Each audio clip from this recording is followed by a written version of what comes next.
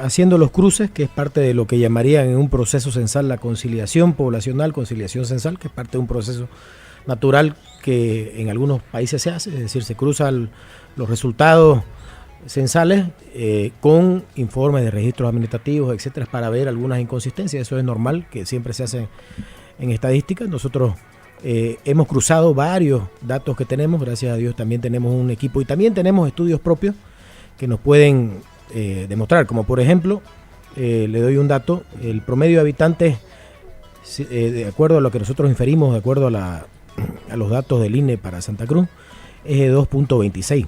Cuando nosotros en nuestra propia encuesta hogares, que la hemos acabado hace algún tiempo, tenemos un dato de 3.39, falta uno y poquito, digamos, y si usted lo multiplica por más de 1 millón de viviendas, se hace nomás. O sea, eso significa por cada hogar más de 3 personas, por cada hogar cruceño. Sí. ¿Esta encuesta la hicieron cuándo, Juan Pablo? Esto lo hemos acabado de hacer este año. De hecho, estamos haciendo el informe, pero ya tenemos este dato, digamos, del promedio. Más de 3 personas por hogar. Y cuadra con lo que dijo el director del INE el 23 de agosto del 2023, cuando él presenta los resultados de la cartografía. Él menciona que en Bolivia existen 3.3 habitantes por vivienda y mencionaba que habían 5 millones de viviendas en el país, ¿no?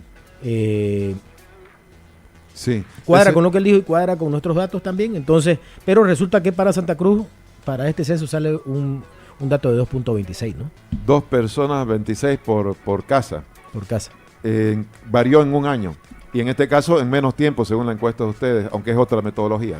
Sí, otra metodología, pero el promedio... Sí. A ver, el promedio usted lo puede... A ver, Tufi, yo sé que la situación política da para que los técnicos mismos digan cualquier cosa. O sea, el menospreciar una encuesta no tiene sentido que sea menospreciada por un instituto de estadística.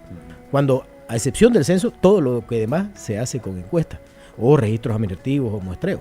El IPC, por ejemplo, el índice de precios al consumidor, se hace con encuestas, sí. la encuesta nacional de hogares y muchas otras encuestas se hacen con encuestas, valga la redundancia. De hecho, el censo, el acto de preguntarle a alguien también es una encuesta, solamente que tomas en cuenta todo el universo de estudio, ¿no? Y bueno, lo que usted mencionaba, de nuevo para recalcarlo, esto no son proyecciones, estos son datos reales de registros administrativos. Lo voy a hablar con números redondos para evitarnos, sí, digamos, la dificultad del cálculo. En un periodo de 12 años han habido en Santa Cruz 900.000 nacimientos. En 12 años nacieron 900.000 personas en Santa Cruz. 900.000 y pico. Por ahí. ¿No? ¿Eso está sustentado por qué? Son los datos del INE, usted se puede entrar a la página, sí, y están ahí, nosotros lo hemos sacado ahí, son registros administrativos, es decir, en base a... ¿Partida de nacimiento? ¿Cómo se llama esto? Certificado de nacido vivo. Certificado de nacido vivo. Nacieron 900.000 personas en Santa Cruz en los últimos 12 años. Sí, en ese mismo periodo han habido 175.000 decesos. En los mismos 12 años. Ahí usted 170.000 muertes. Sí, sí.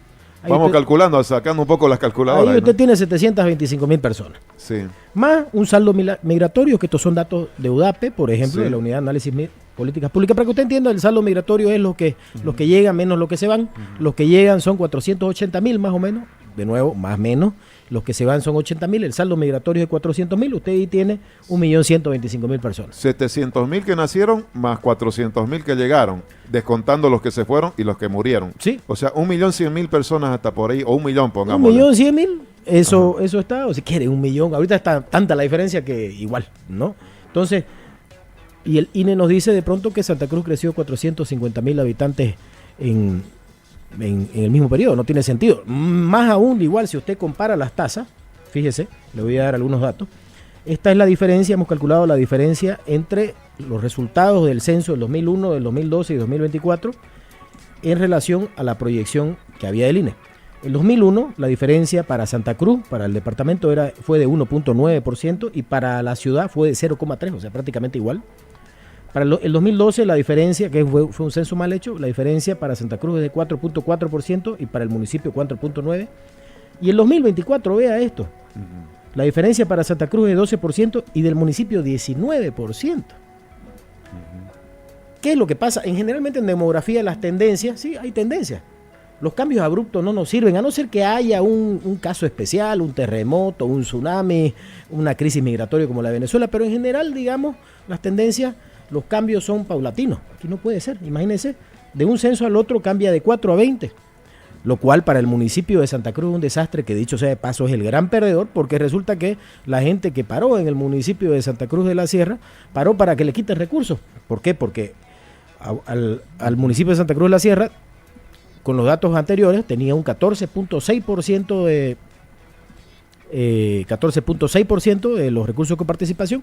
Con los datos actuales tiene 14.2%, o sea, baja. Pero bajo los cálculos, y no solamente nuestro, porque el municipio también ha hecho su cálculo con el DIEM, solamente que no fue tan mediático, donde ellos estiman una población de 2.1 millones de personas. Entonces, pongámosle 2.1 que sea, ¿qué es lo que pasa? El municipio de Santa Cruz de la Sierra está perdiendo un cuarto de sus recursos de coparticipación. O sea, no es que no le den lo que le toca, encima le van a bajar. Claro, eso es llamativo, imagínense. Es más, lo escuché hoy día decir al alcalde que sus proyecciones tenían que recibir 300 millones y van a recibir 83 millones de bolivianos. Claro, con los recortes presupuestarios y con los recortes por los Sí. resultados, por la baja, seguramente va a bajar y se va a hacer. O sea, Sí. imagínense una bajada encima en esta situación en las cuales han habido recortes por el tema del precio del gas, por el precio del petróleo y otras situaciones, ¿no?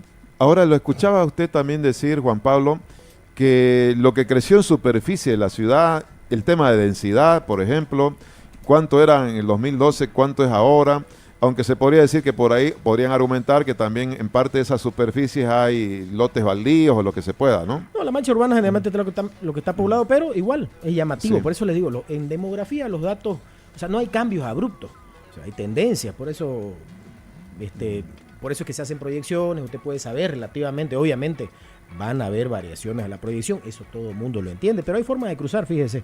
El 92, la densidad poblacional por hectárea era de 43 o 44, digamos, 2001 52, 2012 57, o sea, siempre va incrementando. Fue subiendo y de la densidad. pronto el 2024 baja a 44. Como si hubiese... ¿Cómo se explica? No, si Sí. usted me dice bajó a 56, ya, pero ¿cómo se explica que volvamos a la densidad poblacional de 1992? Y usted mire la mancha urbana. La mancha urbana en el 92 era 31.000 hectáreas, 2001 38.000 hectáreas, 2012 46.000 hectáreas, 2024 70.000 hectáreas. Y el crecimiento ha sido prácticamente de 1.3% anual. Después, si usted mira los cambios en las tasas de crecimiento, el crecimiento para Santa Cruz en intercensal anual, digamos, era de 2.4% sí, más o menos, y hoy ha pasado a ser 1.34%. O sea, a la mitad prácticamente. No tiene ningún sentido. Y después, usted no necesita ser experto demógrafo para entender que una tasa de crecimiento para el municipio de Santa Cruz de 0,9% es ínfima. O sea, esa es la tasa de crecimiento de un país como Alemania, Suecia, donde ya no crece la población. Uh-huh. Sí, llamativo. La población estudiantil, por ejemplo, ¿también ayuda a determinar algo? Sí, también hicimos los cálculos y generalmente la tasa de matriculación, ¿no?, que está en 70, haciendo el cálculo actual resulta, porque como los datos estudiantiles están ahí, está registrado según en el Ministerio de Educación, resulta que con los datos actuales la tasa de matriculación salta del 70%, que siempre ha estado en 70, 71, salta a 86%. Ya, claro. Bueno, está cuadrando tu fijo. Claro, aumenta la población estudiantil y disminuye la población en general. Bueno, ¿y qué puede haber ocurrido, Juan Pablo? Porque usted ha hecho notar de que, por ejemplo, no presentaron la encuesta postcensal que determina la tasa de omisión, ¿se llama censal? Sí, la tasa de omisión censal, Sí, la encuesta postcensal es básicamente, estamos hablando del estudio que determina la calidad del censo. Uh-huh. La única forma de determinar, que dicho sea de paso, es realizada por el propio INE. Esta tasa de omisión censal podríamos estimar, porque hemos visto, digamos, los históricos de Bolivia y de Latinoamérica, está entre 3, 4, 5, hasta 6%, ¿no? Uh-huh. ¿Qué es lo que pasa? Si esta tasa es arriba del 9%, ya podemos declarar que el censo es un censo fallido o defectuoso. Pero esta encuesta, los resultados de esta encuesta no nos la presentaron. De hecho, en una audiencia, y fue algo que yo reclamé ahí a la persona que fue a dar, nos dijeron que la van a presentar en marzo.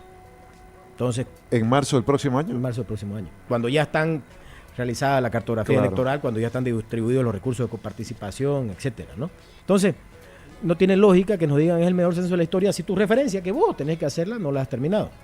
Le doy un ejemplo para que la población lo entienda. Yo puedo decir que soy hermoso, pero para que yo sea, o para que haya algo tangible o algo que no sea subjetivo, yo tengo que hacer una encuesta y preguntarle a unas cuantas peladas si soy hermoso o no, ¿eh? Sí. Lo mismo pasa con esto. Vos decís que es el mejor censo de la historia, pero no me has presentado tu propio examen, ¿no? Claro. Ahora, Juan Pablo, ¿dónde puede haber ocurrido el problema? Hay quienes dicen que el 2012 fue un mal censo y que más bien puede haber sincerado las cifras. Por lo tanto, como el 2012 hubo un mal censo, tal vez las proyecciones también se hicieron mal. ¿Qué puede haber pasado? A lo mejor también ¿cuánto puede haber incidido el traslado de personas que se fueron? ¿O cuánto puede haber incidido la aplicación de la propia encuesta o la boleta censal y luego el conteo? ¿Dónde puede haber ocurrido algún problema? Mire, no le podría decir exactamente, Sí. lo que le puedo decir es que el acarreo no es tan determinante. No O es. sea, a ver, en el peor de los casos estamos hablando del 1% de la población, que incluso yo eso lo hay un cálculo exagerado. La omisión censal podría ser 3, 4, 5, 6%, por ahí de repente es más. O sea, no tenemos la referencia porque la forma de referirnos, digamos, es la encuesta de omisión censal.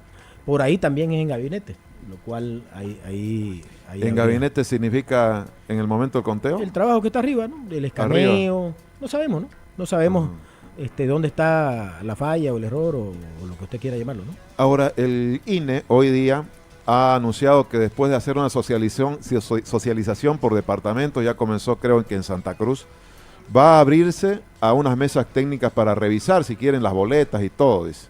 ¿Qué piensa usted? ¿Eso puede ayudar o no? Pues mire, vamos del 2020 en esto, ¿no? El 2021 y ya las conozco.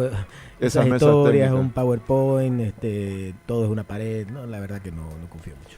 ¿Hay tiempo, usted cree, o se puede conseguir una especie de revisión, de reajuste de los resultados censales? A ver, los municipios, las gobernaciones están más o menos con la soga, como decimos, al coto, porque tienen que presentar sus POAs ya, y si no lo presentan, viene un bloqueo de cuenta. Entonces, lo veo un poco complicado porque el sector público sigue, continúa, ¿no? Y los procesos continúan, y bueno, en un país centralizado como este, es complicado deshacerse, digamos, de estas tareas, ¿no? Sí. Ahora, lo escuchaba el doctor Santisteban, que va a estar en unos minutos aquí, que esta semana solamente queda para buscar un reajuste de los datos censales. Ese reajuste significaría modificar los que ya se conocieron el jueves, digamos. Le pregunto si eso es viable con un gobierno que dice que es el mejor censo de la historia. Ya, a ver, yo lo hallo complicado. Complicado. Lo hallo complicado. Mi trabajo, digamos, Sí. llega hasta aquí. Esa es una situación. Creo que todo este tema de los resultados se tornó político. Entonces, muchas de las preguntas que me hacen ustedes, el otro día me hizo Maggie, Sí. don Carlos Valverde, terminan, digamos, de alguna manera yendo hacia lo político, y ahí yo no soy de repente Ya usted más no se indicado para involucra ahí. responderle, Claro, ¿no? sí. Y ahí también de repente es una pregunta política, pero lo han planteado ya hoy día, ¿no? Como posibilidad anular el censo y hacer otro nuevo. ¿Qué piensa? A ver, yo creo que la solución más práctica, Tufi, no sé si anular, porque seguramente le generará algún problema con algún municipio que sale beneficiado o con lo que la proporción le cambia. Creo que lo que se debe apuntar es a los ajustes intercensales, que eso siempre estuvo en la ley, y siempre que charlo con usted se lo menciono, Sí.